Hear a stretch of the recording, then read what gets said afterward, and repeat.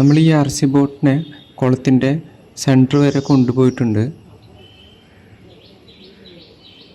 പക്ഷെ എന്താ സംഭവിച്ചതെന്ന് പറഞ്ഞിട്ടുണ്ടെങ്കിൽ കുറച്ച് കഴിഞ്ഞപ്പോൾ വിൻഡ് മൂലം ഈ ബോട്ട് ഒരു സൈഡിലേക്ക് പോകാൻ തുടങ്ങി.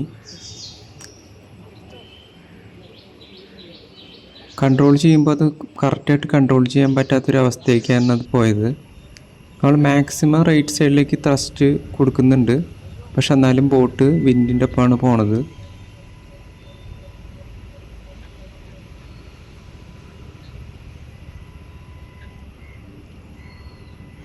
ഫുൾ ത്രസ്റ്റ് റൈറ്റ് സൈഡിലേക്ക് കൊടുത്തപ്പോൾ കുറച്ച് മുക്ക് കഴിഞ്ഞപ്പോൾ അതൊന്ന് ടേണായി കിട്ടി റൈറ്റ് സൈഡിലേക്ക്.